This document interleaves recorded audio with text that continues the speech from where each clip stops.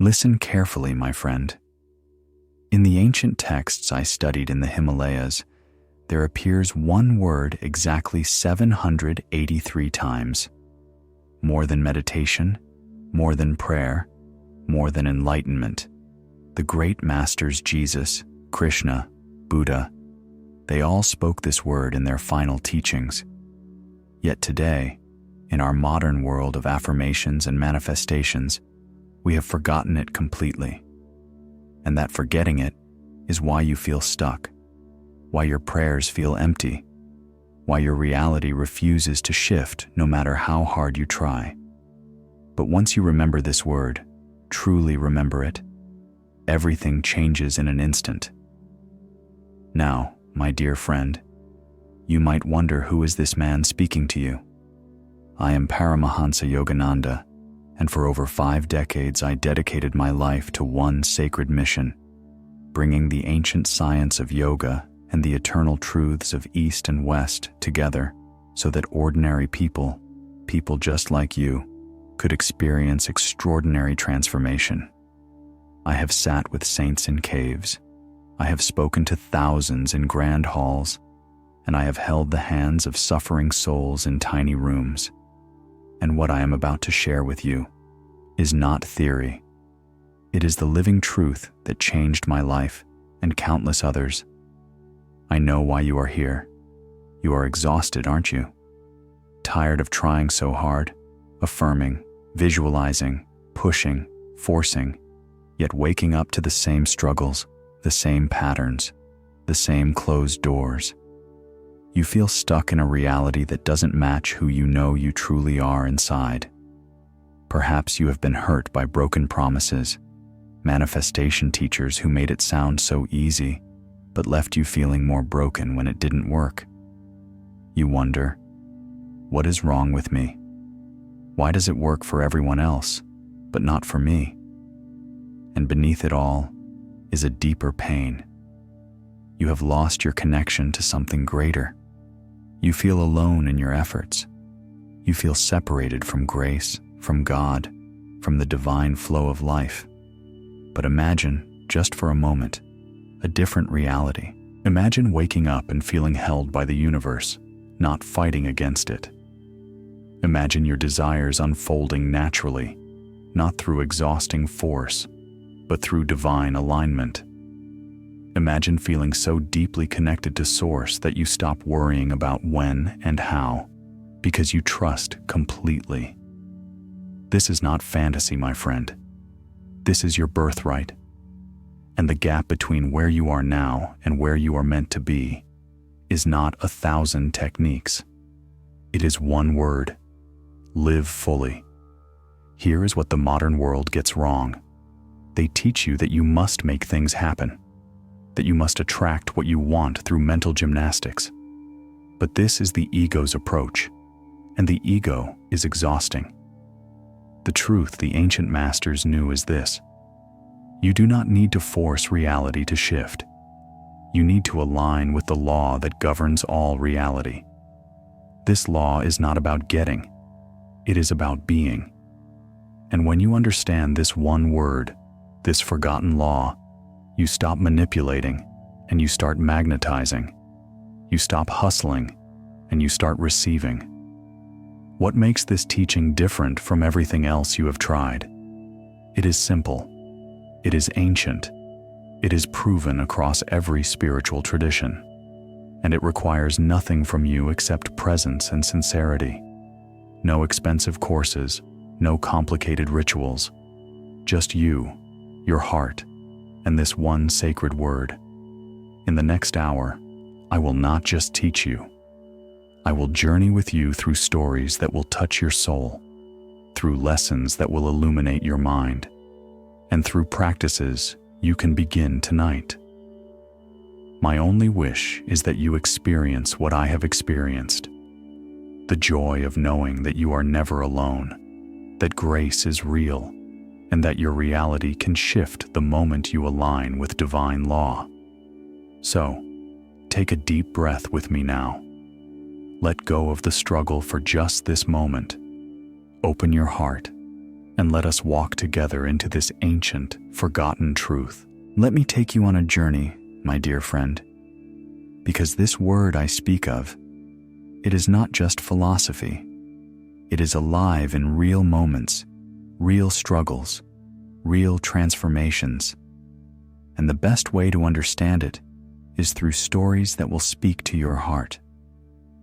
I want to tell you about a farmer I once knew in India.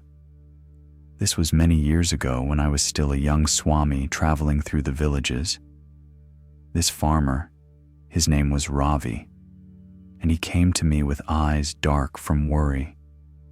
You see, there had been a terrible drought that year. The monsoons had failed. The earth was cracked and hard like stone, and Ravi had a family to feed, 3 children and his elderly mother. He was desperate. He told me, "Swami, I have planted my seeds.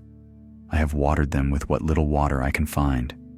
But every day I go to the field and I check the soil. I dig up the seeds to see if they are growing. I worry and worry. Will there be a harvest? Will my family starve? I cannot sleep. I cannot find peace. What should I do?" I watched this man as he spoke, and I could feel the tension in his body. His shoulders were tight. His jaw was clenched. Even his hands were shaking. And I understood something in that moment. This man was not just worried about his crops. He was at war with life itself. He was planting seeds, yes, but he was planting them with fear. He was watering them with doubt, and the seeds knew. Everything in nature responds to the consciousness we bring to it. So I asked him to sit with me beneath a banyan tree, and I told him a truth that changed his life. I said, "Ravi, my friend, you are doing everything right on the outside. You are planting, you are watering, you are working hard. But there is something missing. You are trying to control what only God can control. You are trying to force what can only unfold. And in your forcing, you are blocking the very grace that wants to help you." He looked at me with confusion. "But Swami," he said, "if I do not worry, if I do not check on the seeds, am I not being irresponsible? Am I not being lazy?" And I smiled, because this is what everyone thinks. They confuse surrender with laziness. They confuse trust with carelessness. But no, my friend, I told him, there is a difference between planting with intention and planting with desperation. There is a difference between tending your field and obsessing over it. What you need is not to work harder. You need to work with a different consciousness. Then I taught him something. I taught him one word, one simple word, that he should speak over his field every morning and every evening. Not as a magical spell, but as a truth, as an acknowledgement of what is already present but unseen. I told him, "When you plant your seeds tomorrow, speak this word. When you water them, speak this word. And then, my friend, let go. Do your work and then trust. Trust that the earth knows how to grow things. Trust that the sun knows how to shine. Trust that there are forces far greater than your worry working on your behalf." Ravi looked skeptical. I could see it in his eyes, but he respected me, so he agreed to try. He went home that evening, and the next morning, he returned to his field. He planted his seeds, and this time he spoke the word. He spoke it with feeling, with his whole heart. And then he did something he had never done before. He walked away. He did not dig up the seeds to check them. He did not stand over them with anxiety. He simply trusted. Days passed, weeks passed, and slowly something began to change. Not just in the field, but in Ravi himself. His face became softer. His shoulders relaxed. He began to smile again. He played with his children. He sang in the mornings. And his wife said to me later, "Swamiji, I do not know what you told my husband, but he is a different man. He is at peace. And then the miracle. 3 months later, after the late rains finally came, Ravi's field produced the most abundant harvest he had ever seen. His neighbors were shocked. They asked him, "Ravi, what did you do differently? Your field had the same drought as ours, yet your harvest is twice as large." And Ravi just smiled. He told them, "I stopped trying to control everything. I started trusting something greater." But you see, my friend, the real harvest was not the crops. The real harvest was the peace that Ravi found, the transformation in his consciousness. He discovered that when he changed his inner soil, when he stopped planting from fear and started planting from trust, everything in his outer world changed too. The seeds were the same. The soil was the same. But his consciousness shifted, and that shift changed everything. Now, hold that story in your heart for a moment, because this farmer discovered something else, something even more miraculous about this word, and it has to do with your own inner soil. But before we go there, I need to tell you about my own journey, because I do not come to you as someone who has always known peace. I come to you as someone who struggled deeply, who felt lost, who wondered if grace was even real. This was many years ago, after I had already met my guru, Sri Yukteswar, after I had already experienced moments of samadhi, of divine communion.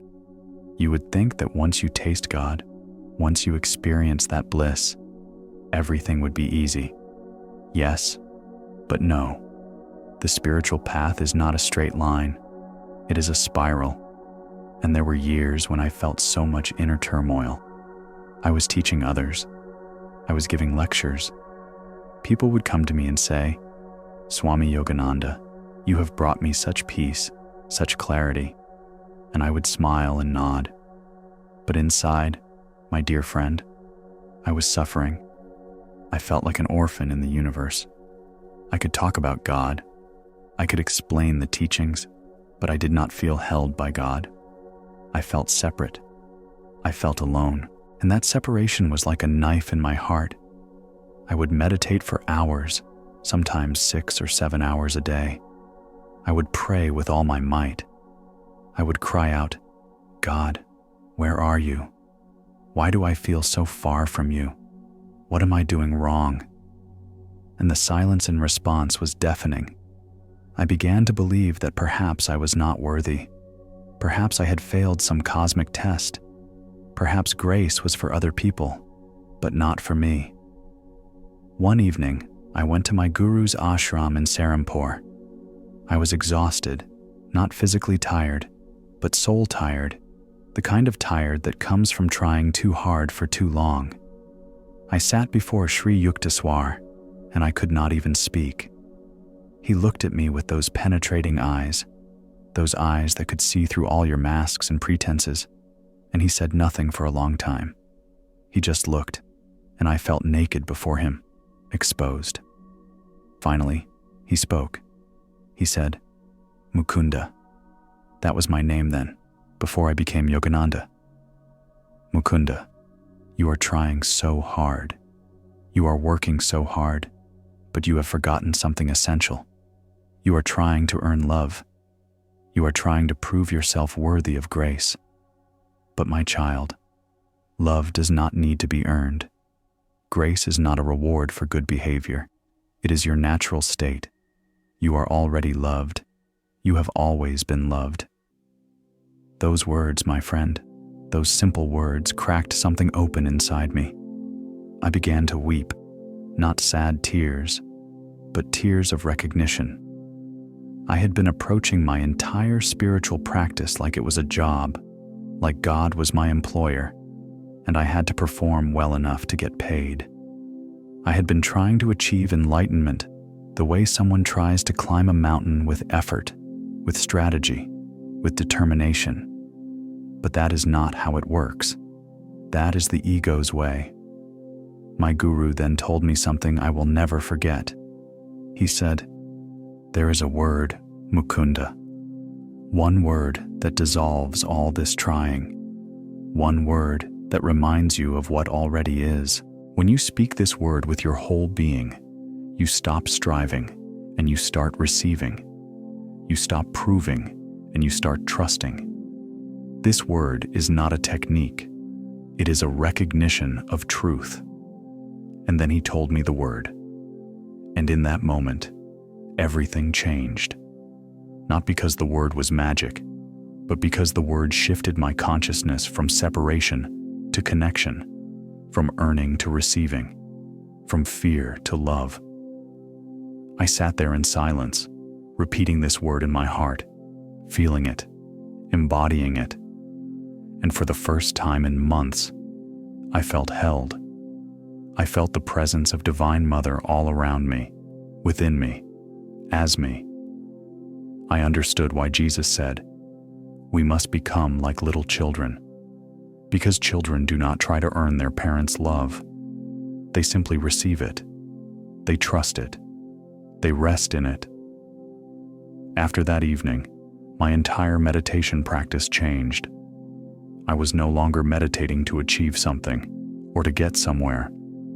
I was meditating as a way of saying, I am here and you are here and we are together. That is all. And from that place, grace began flowing in ways I could never have forced or manufactured. My inner peace deepened. My connection to God became unshakable. And my outer reality, my work, my relationships, my health, all began to reflect that inner shift. You see, my friend, I share this with you not to talk about myself, but to show you that this word I am teaching you today is not just theory. It saved me. It transformed me. And it has transformed countless others. That phrase, "become like children," holds the second key to this word's power. But before we explore that, I want to give you one more story, because I want you to see how this works in everyday life, in the modern world, not just in ashrams and temples. There was a man who came to my lectures in Los Angeles. This was in the 1930s, and America was in the Great Depression. People were struggling. Jobs were scarce. Fear was everywhere. This man, his name was Robert. He was a businessman, successful on the outside, but crumbling on the inside. He came up to me after one of my talks and he said, "Swami, I need help. I am a practical man. I do not believe in all this mystical talk, but I am desperate. Nothing I do works anymore." I invited him to sit with me, and I asked him to tell me about his life. He told me about his business that was failing, about his marriage that was falling apart, about his mind that never stopped racing. He said, "I try to meditate like you teach, but I cannot do it. My mind is like a tornado. I sit down, and within 30 seconds, I am thinking about my bank account, my wife's anger, the employees I had to let go. I am a failure at meditation too." I looked at this man, and I saw so much pain, but I also saw something else. I saw someone who was trying to control every single aspect of his life through sheer force of will, and it was exhausting him. It was killing him. So I decided to do an experiment. I said, "Robert, I am not going to teach you to meditate in the traditional way. I am just going to ask you to do one thing. Sit here with me for 5 minutes. Close your eyes and repeat one word. That is all. Do not try to visualize anything. Do not try to empty your mind. Do not try to achieve anything. Just repeat this word slowly, like you are tasting it, like you mean it. Can you do that?" He looked suspicious, but he nodded. So we sat together, and I told him the word, and I watched as Robert closed his eyes and began to repeat it. At first, his face was tense, his jaw was clenched, his breathing was shallow. But slowly, after a minute or so, something began to shift. His shoulders dropped, his breathing deepened, His face became softer, and then tears began rolling down his cheeks, just silent tears streaming down. After 5 minutes, I asked him to open his eyes. He looked at me with wonder, like a child who had just discovered something magical. He said, "Swami, what just happened? I feel like I have been holding my breath my entire life, and just now exhaled. I feel like I have been carrying a 1,000-pound weight on my chest, and someone just lifted it off. What was that?" I smiled. "That, my friend," I said, "was you remembering who you really are. That was you, for just 5 minutes, letting go of control and allowing yourself to be held. That was you accessing a reality that has always been there, waiting for you to notice it." Robert became a regular student. He did not become religious. He did not join a monastery. But his entire approach to life transformed. He told me months later, "I still have problems. My business is still struggling. My marriage still has challenges, but I am different. I do not feel like I am pushing a boulder uphill anymore. I feel like I am flowing with a river. And somehow, things are working out in ways I could never have planned or forced." Now, you might be wondering, what is this word? I will tell you very soon. But if I tell you too quickly, you will think it is too simple. You will miss its depth. You will try to use it like a technique instead of understanding it as a truth. So let me give you the lessons first, so when I reveal it, you will truly understand its power. Let us go deeper. Now, my dear friend, I want to give you the understanding that will make this word come alive in your consciousness. These are not just ideas. These are keys to unlock your divine nature. The first lesson is this: your fundamental problem is not lack of money, love, or success. Your fundamental problem is the belief in separation from Source. This is the root of all suffering. When you believe you are separate from God, from the universe, from the divine intelligence that created you, then everything you do comes from a place of fear and lack. You think, "I am alone. I must fight for my survival. I must earn my worth. I must prove myself." And so you hustle and struggle and exhaust yourself.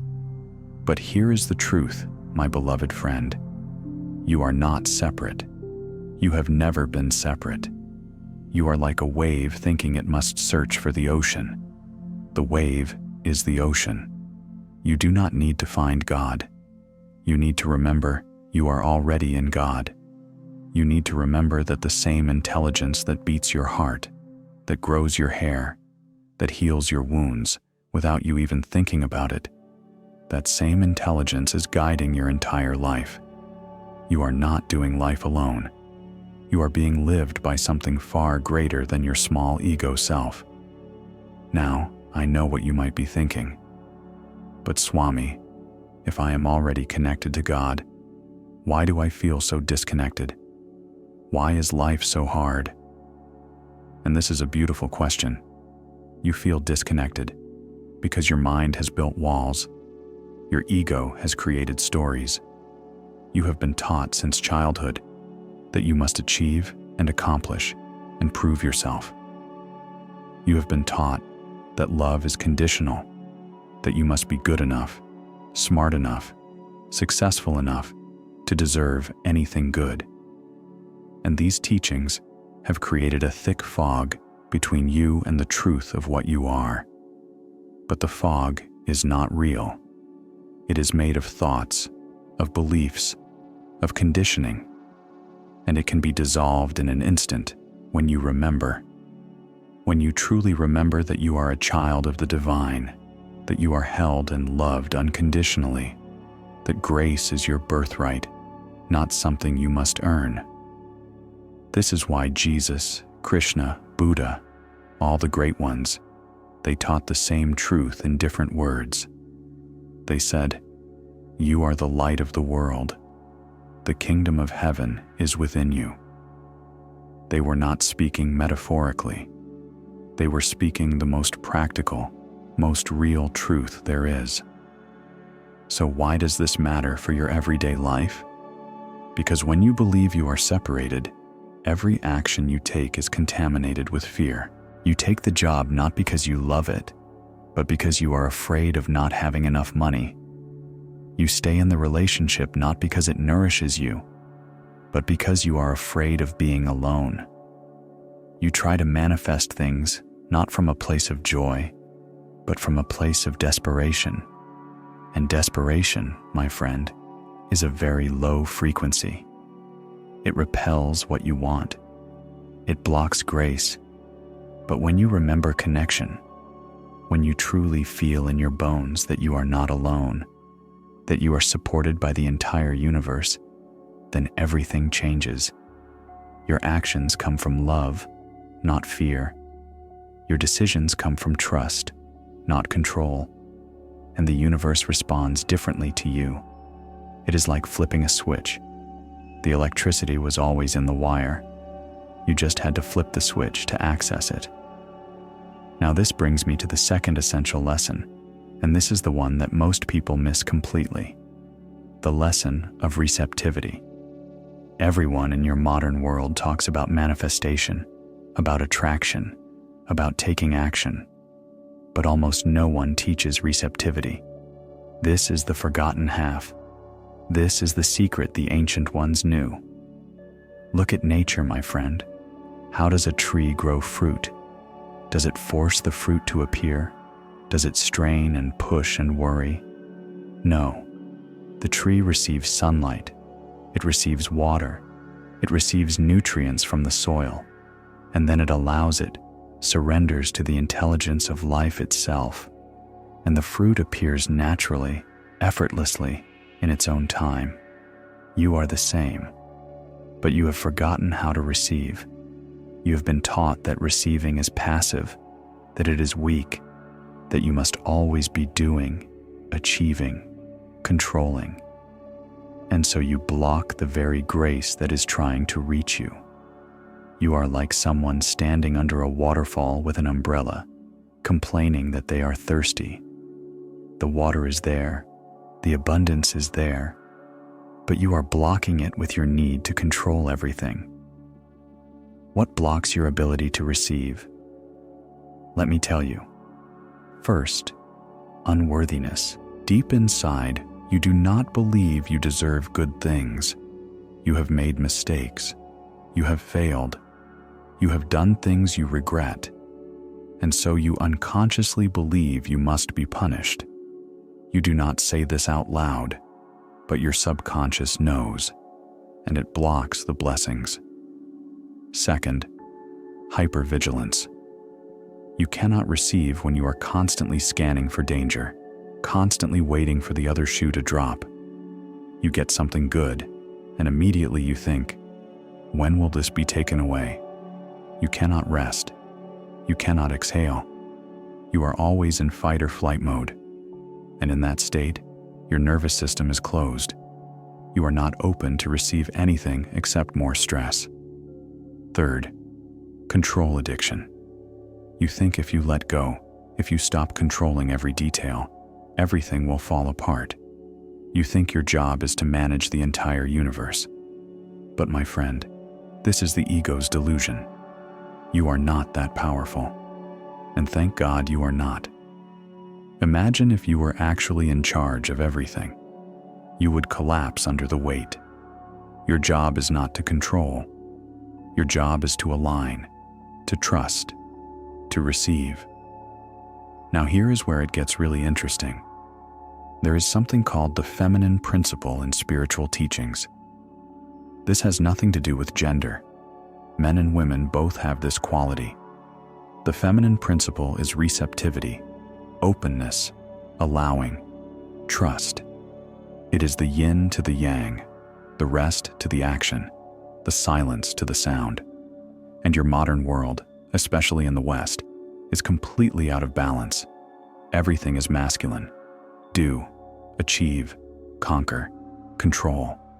The feminine is dismissed as weak. But without the feminine, Without receptivity, nothing can be born. Think about it.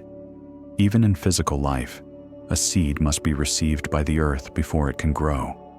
An egg must be receptive to the sperm before new life can form. Receiving is not passive. It is the most powerful active state. It is the container. It is the sacred womb where all creation happens. When you develop the art of receptivity, when you learn to open your hands instead of clenching your fists, when you learn to say yes to life instead of always fighting against it, everything shifts. And this is where your affirmations have been failing. You have been saying, I am abundant, I am successful, I am loved. But you have been saying these words while your body is tense, while your heart is closed, while you are broadcasting the frequency of lack. It is like planting seeds and immediately digging them up to check if they are growing. The words are good, but the consciousness behind them is blocking what you are trying to attract.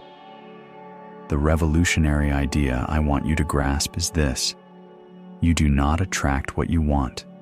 You become magnetic to what is already seeking you. Think about that. Everything you desire, love, abundance, peace, purpose, it is already on its way to you. But you keep pushing it away with your control, your unworthiness, your lack of trust. When you learn true receptivity, when you open your heart and say, I am ready to receive, it is like opening a dam. Everything that has been waiting floods in. Now, let me connect this to the word I am going to teach you, because we are building towards something profound. This word, this forgotten law, addresses both separation and receptivity at once. It is the bridge. It is the switch that connects you to the circuit of divine flow. But there is a third layer, even more profound, that I must share with you first. This third lesson is about sound as vibrational reality. You have heard the scripture. In the beginning was the Word. This is not poetry, my friend. This is physics. Sound creates. Vibration creates. Everything in the universe is vibrating at different frequencies. Your thoughts vibrate. Your emotions vibrate. Your words vibrate.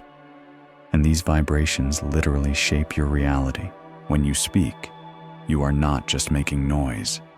You are sending out a frequency into the universe, and the universe responds to that frequency. This is why mantras work. This is why prayer works when done correctly. This is why affirmations can work when they are aligned with true feeling and not just empty words. But here is the key most people miss. It is not magical incantation. It is embodied truth. If you say, I am abundant, but every cell in your body is screaming, I am terrified of not having enough, then your words mean nothing. The universe does not hear your words. It feels your vibration.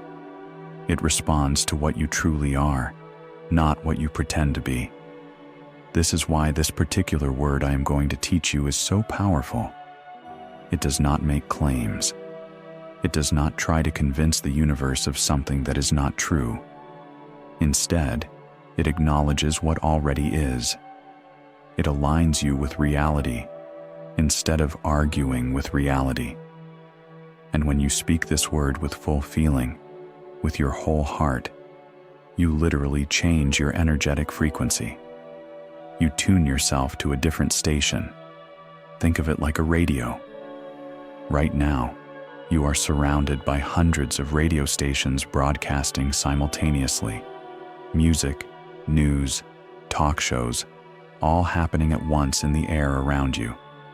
But you can only hear one station at a time, depending on which frequency you tune to. Your consciousness is the same. There are infinite realities, infinite possibilities existing right now, but you can only experience the one you are tuned to. When you live in fear, worry, and control, you are tuned to the frequency of struggle. And so that is what you experience. More struggle, more proof that life is hard. But when you tune to the frequency of trust, of openness, of divine connection, suddenly you start experiencing a different reality, not because reality changed, but because you changed the station you are tuned to. And this word, this sacred word, is how you change the dial. Now, before I reveal this word to you, there is one more lesson that will make everything click into place. This is about surrender versus passivity, because this confuses so many people. When I talk about letting go, about trusting, about receiving, people think I am telling them to be passive, to give up, to accept suffering. No, my friend, that is not surrender. That is resignation. And there is a world of difference between the two. True surrender is the most powerful active state you can be in. Surrender does not mean you stop caring about your desires or your dreams. It does not mean you stop taking action or you become lazy. Surrender means you release the ego's limited strategies so you can access higher intelligence. You stop trying to force specific outcomes in specific ways, and instead you say, "Divine wisdom, I offer you my desires. I offer you my dreams. Show me the way. Use me as your instrument. I trust that your plan for me is greater than anything my small mind could imagine."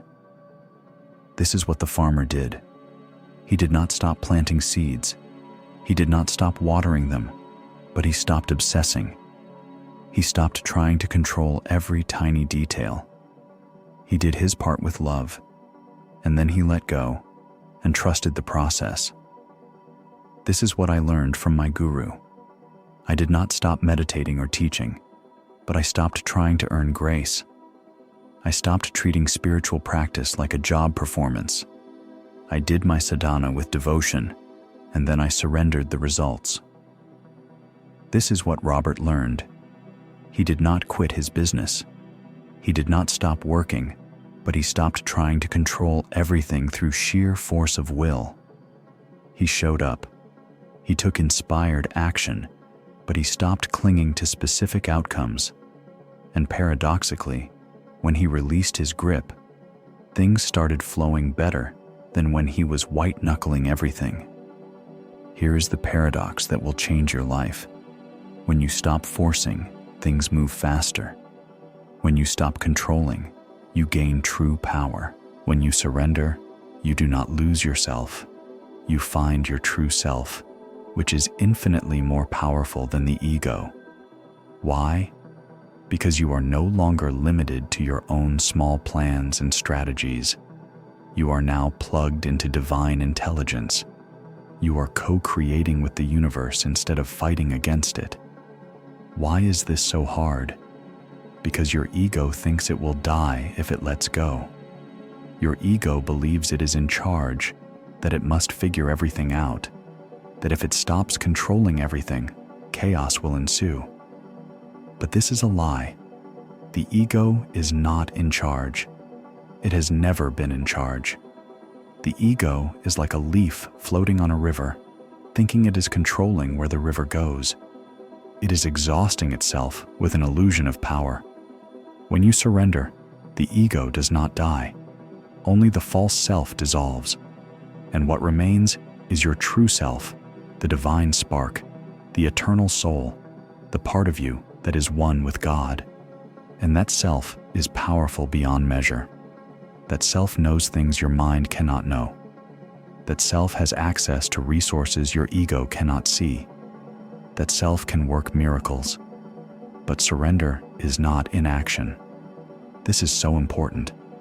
Surrender is inspired action without attachment to outcome. You still show up. You still do your part. But you do it from a place of love, not fear, from a place of joy, not desperation. You plant the seeds with devotion, and then you trust the harvest to God. You pray for guidance, and then you take the steps you are guided to take without needing to know the whole path. You offer your gifts to the world, and then you let go of how they are received. This balance between action and surrender is the sweet spot. It is the narrow gate that Jesus spoke of. It is the middle way that Buddha taught. It is the path of karma yoga that Krishna revealed. Do your duty, give your best, but release attachment to the fruits of your action. This is freedom. This is power. This is peace. Now, my dear friend, you have the understanding. Your heart is prepared. Let me now place this sacred word in your hands. The word is gratitude, but not the gratitude you think you know. Pause with me for a moment. Let that land. Gratitude. You might be thinking, that is it? That is the big secret? I already know about gratitude. I write in a gratitude journal. I say thank you. But no, my beloved, what I am speaking of is not surface-level appreciation. What I am speaking of is something far more profound. True gratitude is not thank you for what I have. That is appreciation, and it is good, but it is not the law I am teaching. True gratitude is thank you for what is, even before I see it. It is living in the end state. It is feeling fulfilled now, not after manifestation. It is embodying the consciousness of abundance before the physical evidence appears. This is the secret. This is the key that unlocks everything. Let me show you how this word addresses everything we have talked about. First, separation. When you are in true gratitude, you cannot feel separated from God. Why? Because gratitude assumes connection. You cannot be grateful to nothing. You cannot say thank you to emptiness. When you feel genuine gratitude, you are acknowledging a presence, a love, a source that is giving to you. Even the act of gratitude itself dissolves the illusion of separation. You are in relationship. You are not alone. Second, receptivity. Gratitude is the ultimate open state. When you are grateful, your heart is open, your hands are open, your entire being is receptive. You are not clenched in fear. You are not defending against loss. You are in a state of yes. Yes to life. Yes to grace. Yes to the gifts that are flowing to you. And when you are in that yes state, you become magnetic. Things flow to you naturally. Third, vibration. Gratitude is one of the highest frequencies in existence, second only to love, and truly they are intertwined. When you are in genuine gratitude, your entire energetic field shifts. You broadcast a signal that says, I am blessed, I am abundant, I am held. And the universe, which is always listening, always responding, must match that frequency. It is law. Like attracts like. The frequency of gratitude magnetizes more to be grateful for. Fourth, surrender. Gratitude releases control while affirming trust. When you say thank you in advance for what you desire, you are not begging. You are not bargaining. You are not trying to convince God to give you something. You are acknowledging that divine wisdom already knows your heart. You are trusting that what is meant for you cannot miss you. You are surrendering the how and the when while holding the faith that the what is already taken care of. This is the forgotten law. Gratitude in advance is how you co-create with the divine. This is what the masters knew. This is what they practiced. Jesus gave thanks before he broke the bread and fed the 5,000. He did not pray, God, please make this bread multiply. He said, thank you that it is already done. Buddha taught mudita, appreciative joy, rejoicing in blessings before they manifest in form. Krishna spoke of offering everything to the divine with gratitude, knowing that all is grace.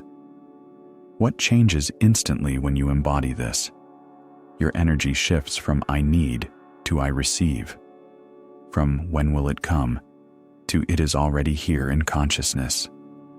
From I am lacking to I am blessed.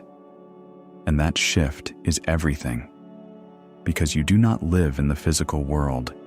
You live in your consciousness, and your consciousness creates your experience of reality. Let me be very clear about what I am saying. I am not asking you to pretend things are fine when they are not.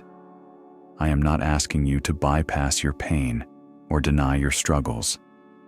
That is spiritual bypassing, and it is harmful. What I am asking you to do is shift your relationship to what is happening, to trust that even in the difficulty, even in the challenge, grace is present. Growth is happening. You are being held. The simple practice is this: before you pray for anything, before you ask for anything, before you visualize anything, say thank you first. Not for the outcome, but for the love that is already holding you, for the breath in your lungs, for the intelligence beating your heart, for the fact that you are alive, that you are conscious, that you are seeking truth. Start there. Start with what is and feel it. Really feel it. When you do this, something miraculous happens. Your nervous system relaxes. Your heart opens. You stop resisting life and you start flowing with it. And from that open, flowing state, your desires can manifest so much more easily. Not because you manipulated the universe, but because you removed the blocks. You stopped standing in your own way. Now, let me show you the 4 dimensions of sacred gratitude, because this is where most people stop too soon. They practice one level and wonder why it is not working fully, but the masters lived in all 4 dimensions simultaneously. The first dimension is gratitude for what is. This is present moment acceptance. This is saying thank you for this breath, this body, this moment, exactly as it is. Not because everything is perfect, but because this moment is your doorway to the divine. This moment is all you truly have. When you can be grateful for now without needing it to be different, you experience peace. And from peace, all good things flow. The second dimension is gratitude for what was. This is healing the past. This is looking back at your life, even the painful parts, even the mistakes, even the heartbreaks, and finding the blessings hidden there. This is saying, thank you for that difficulty because it made me stronger. Thank you for that loss because it taught me what truly matters.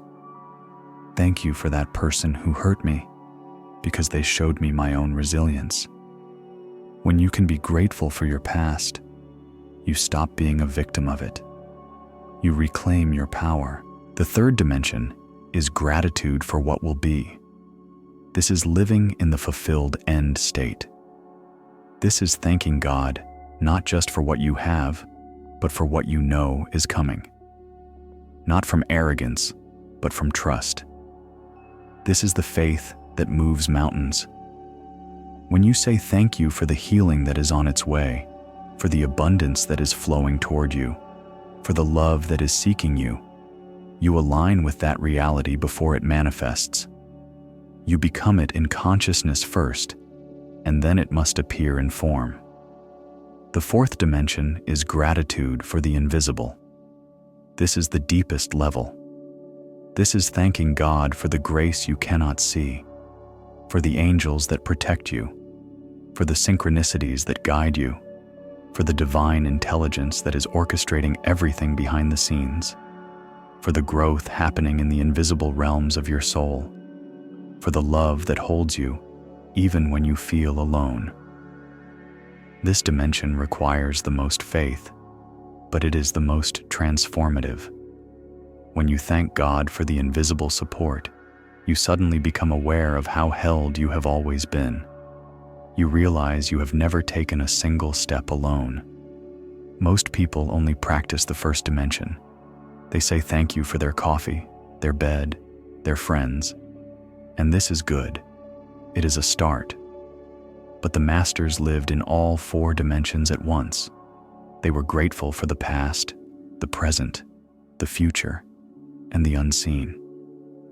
They walked in constant thanksgiving, and their lives were miracles. Now let me give you practices you can begin tonight. Simple, powerful, transformative practices, because understanding is beautiful, but experience is everything. The first practice I give you is the morning gratitude invocation. This is how you set your frequency for the entire day. Before you get out of bed, before you check your phone, before you start thinking about your to-do list, place your hand on your heart. Feel your heartbeat. That is God's drum beating inside you. That is life itself. Take 3 deep breaths, slow, intentional breaths, and then say aloud or silently, "Thank you, Divine Presence, for this breath, this body, this new day. I trust in your guidance. I am grateful in advance for the grace that is already flowing toward me."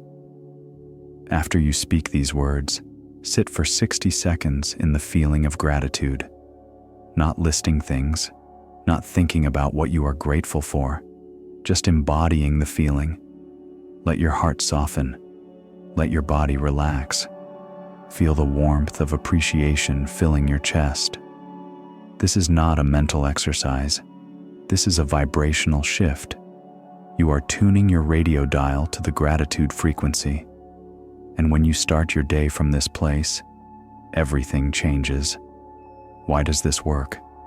Because it sets your consciousness before the world bombards you with demands and distractions. It anchors you in truth before the ego starts its commentary. It reminds you who you are and whose you are. And this reminder creates a filter through which you experience your entire day. Challenges still come, but you meet them differently. From center, from trust, from grace, common obstacles will arise. You might think, but I do not feel grateful. My life is hard right now. I have real problems. And I hear you, my friend. I am not asking you to deny your problems, but I am asking you to choose where you place your attention first. Start anyway. Start with the feeling, even if it is small. Even if you can only feel 1% grateful, start there. Feeling follows action. When you practice the posture of gratitude, the feeling will grow. It is like priming a pump. The first few pumps bring nothing, but keep going, and suddenly water flows. The second practice is gratitude before prayer. This will revolutionize your entire prayer life. Whenever you pray or ask for something, restructure your prayer. The old way, the ego's way, is, "Please God, give me this thing I want. I need this. I am desperate. Please, please, please." Can you feel the energy of that? It is gripping. It is fear-based. It assumes God is withholding from you and needs to be convinced. The new way, the way of grace, is this: "Thank you, infinite wisdom, that you know my heart's deepest needs. I am grateful that your will for me is joy. I trust. I receive. Thank you." Notice how your body feels different when you pray this way. There is no desperation. There is openness. There is trust. You are not begging. You are acknowledging that God already wants your highest good. You are aligning with divine will instead of trying to impose your own. This is not manipulation. This is not trying to trick God with positive words.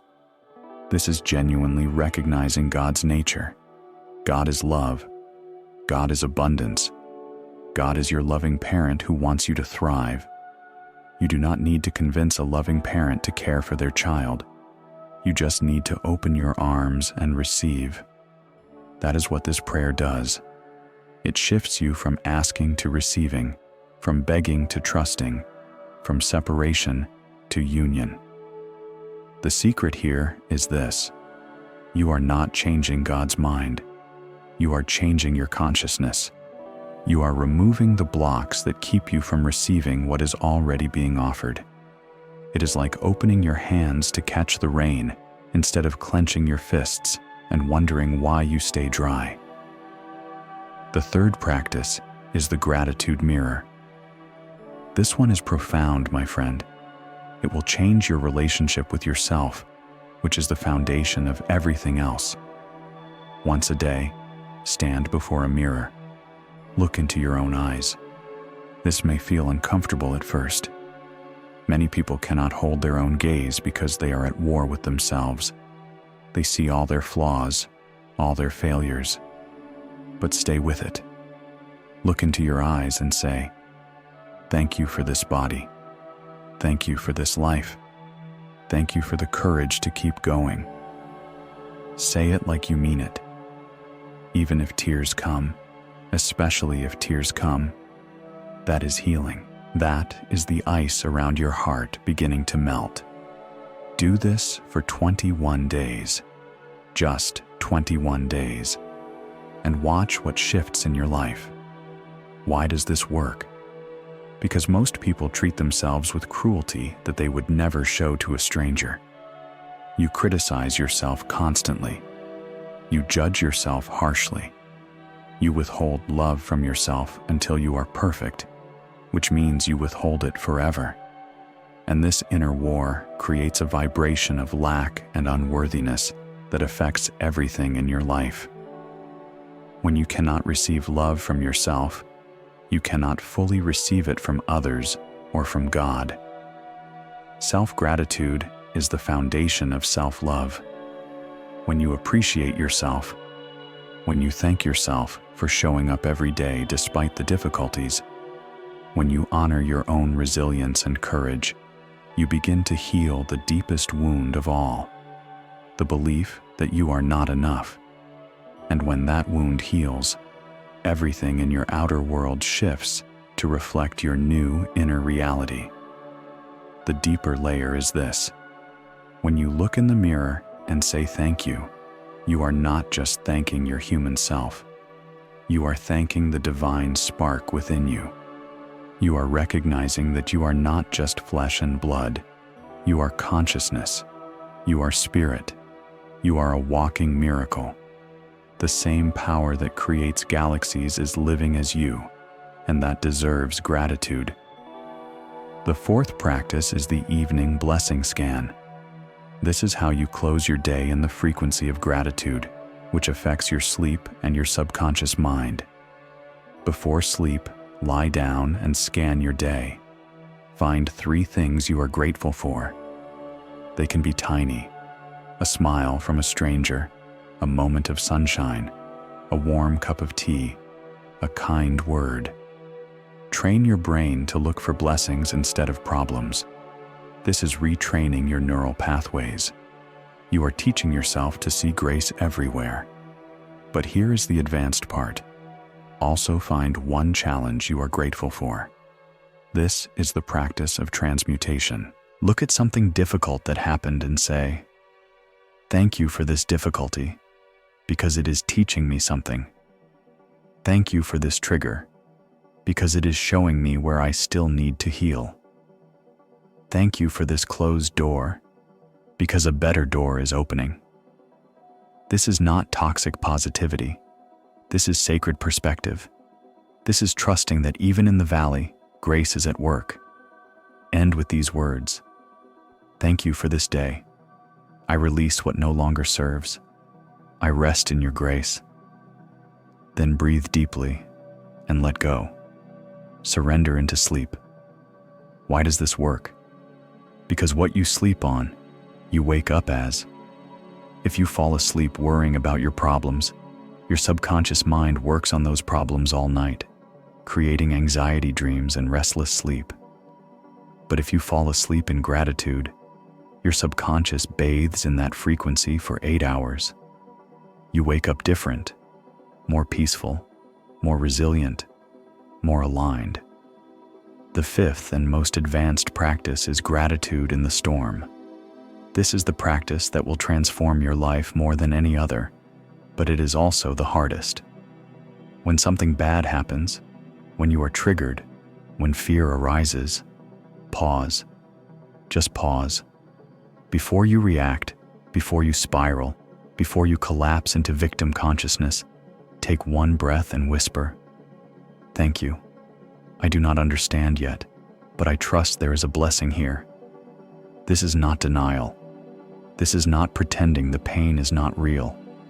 This is choosing not to let the pain close your heart. This is staying in trust even when you cannot see the path forward. This is the faith that Job had, the faith that says, "Though he slay me, yet will I trust him." This is the deepest surrender. Why is this so powerful? Because in the moment of crisis, you have a choice. You can close down into fear, blame, and victimhood, or you can stay open to grace. When you say thank you in the storm, you are keeping your heart open. You are saying, "I do not have all the answers, but I trust the one who does." And that trust creates a space for miracles. That openness allows divine intelligence to work through the situation in ways your panicked mind never could. I have seen lives completely transformed by this one practice. I have seen people lose everything and find peace. I have seen illness become a doorway to awakening. I have seen heartbreak lead to true love. Not because the circumstances were not painful, but because the person chose to stay in gratitude, even in the pain. And that choice changed everything. When you thank God in the valley, you discover God was there all along. You realize that the dark night of the soul was actually the womb of transformation. You understand that the breaking open was necessary for the breakthrough. This is the mystical path. This is the way of the saints, and it is available to you right now. Now listen carefully, my friend. You do not need to do all 5 practices perfectly. Perfection is the ego's game, and we are not playing that game anymore. Choose one practice that resonates with your heart and commit to it for 7 days. Just 7 days. Give yourself this gift. Watch what happens. Notice how you feel. Notice what shifts in your outer circumstances. The universe responds to sincerity, not perfection. And remember, gratitude is not a technique to get things. This is so important. If you practice gratitude because you want to manifest money or love or success, you have missed the point. You are still operating from lack. You are still trying to manipulate reality. True gratitude is the recognition that you already have everything in consciousness. The physical manifestation is secondary. When you live from that truth, when you embody that knowing, your outer reality must follow. It is law. So, my beloved friend, what have we discovered together today? We have learned that your struggle has never been lack of effort. It has been a forgetting. You forgot that you are already connected to the divine source. You forgot how to receive. You forgot the one word that changes everything. Gratitude. Not surface-level thanks, but deep, embodied, advanced gratitude that aligns you with the frequency of divine law. We walked through stories that showed you this truth in action. We saw the farmer who stopped controlling and started trusting, and his harvest came. We saw my own journey from striving to receiving, and how grace flooded in. We saw Robert the businessman learn to exhale after holding his breath for a lifetime. And we saw the mother whose prayer changed when she moved from begging to trusting.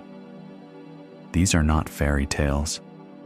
These are real transformations that happen when consciousness shifts.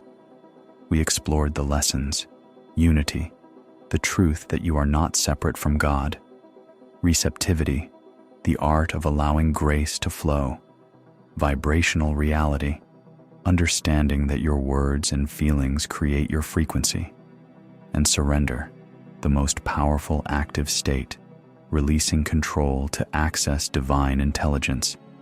each lesson built upon the last, preparing you for the revelation of the word. And then I gave you the word gratitude, and not just gratitude, but the 4 dimensions of it. Gratitude for what is, for what was, for what will be, and for the invisible grace surrounding you always. This is the forgotten law that the masters live by. This is the key that unlocks all doors. Finally, I gave you 5 practices. The morning invocation to set your frequency. Gratitude before prayer to shift from begging to receiving. The mirror practice to heal your relationship with yourself. The evening blessing scan to retrain your brain. And gratitude in the storm, the advanced practice that keeps your heart open even in pain. These are not just ideas, these are tools. Use them. This is not theory, my beloved. This is your birthright. The law of gratitude has been working since before time began, and now you know how to work with it consciously.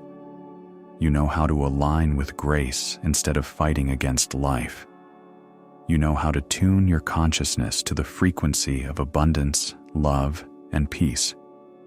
So let me give you this affirmation to carry with you. Place your hand on your heart right now. Yes, right now. Feel your heart beating. That is life. That is God saying you are here. You matter. You are loved. Now repeat after me, feeling every word in your body. I am grateful for the love that holds me. I am grateful for the grace that guides me. I am grateful in advance for the good that is already on its way. I surrender my fears. I open my heart. I trust divine timing. I receive with joy. Thank you. Thank you. Thank you. This is your new prayer. This is your new frequency. This is how you shift your entire reality, not through force, not through manipulation, but through alignment with what already is, through recognition of the truth that you are held, you are loved, you are never alone. Now, if this message touched your heart today, if something inside you said, "Yes, this is what I have been missing," then I have a small request. First, subscribe to this channel so we can continue this sacred journey together. I have so much more wisdom to share with you. Teachings that have transformed countless lives, ancient truths made practical for modern seekers, deep spiritual insights that you can apply today. Subscribe so you do not miss what is coming. Second, if this video resonated with your soul, if you felt something shift inside you, click that like button. It is a small act, but it tells me you are ready for more truth. It tells the universe you are saying yes to transformation. And it helps this message reach other seeking hearts who need it. There are millions of souls out there right now feeling stuck, feeling separated, searching for the key. Your like helps them find this teaching. You are part of spreading grace. And third, this is most important. Leave a comment below. Tell me what you are grateful for right now, or share how this teaching landed for you. What insight hit home? What practice are you committing to? When you write it down, you activate the law. You make it real in consciousness. You declare your intention to the universe. And I promise you, my beloved, I read every single comment. Your words matter. Your journey matters. I am here with you. Some of you might write about the struggles you are facing. Some might share breakthroughs you have had. Some might ask questions. All of it is welcome. This is a community of seekers, of souls who are ready to remember who they truly are. We are in this together. When you comment, you are not just talking to me. You are connecting with thousands of others on the same path. You are part of a global awakening. My beloved friend, I thank you.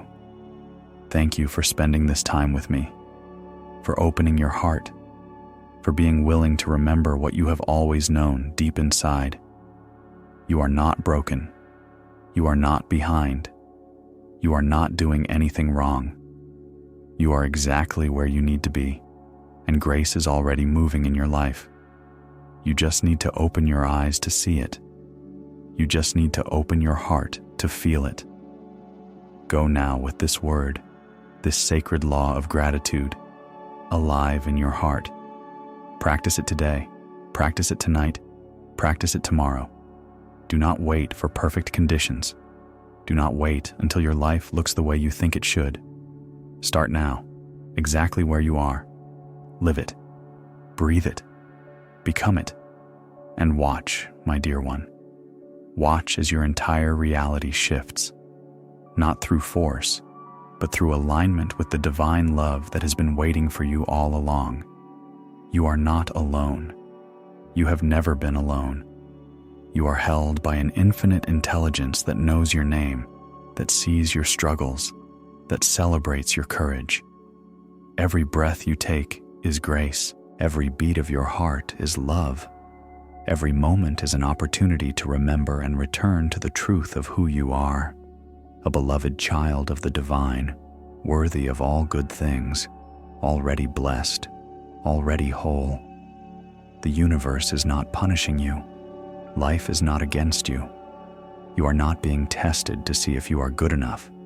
You are already enough. You always have been.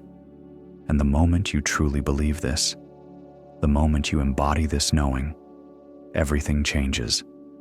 Not because the world changes, but because you change. And when you change, the world you experience must change to reflect your new consciousness. So take a deep breath with me now. One more breath together. Breathe in. Thank you. Breathe out. I trust. Breathe in. I receive. Breathe out. I am grateful. This is the rhythm of your new life. Gratitude and trust, receiving and releasing. This is the dance with the divine. Until we meet again, I hold you in my prayers. May peace be yours. May joy be yours. May you know, truly know in every cell of your being, that you are loved beyond measure, that grace is real, that miracles are natural, that your reality can shift in an instant when you align with the forgotten law. Walk in gratitude, my beloved. Walk in trust. Walk in the knowing that you are divinely guided, infinitely supported, and eternally loved. The light in me honors the light in you. We are one. We have always been one. And in that oneness, all things are possible. Thank you. Thank you. Thank you. Amen. Peace. So be it.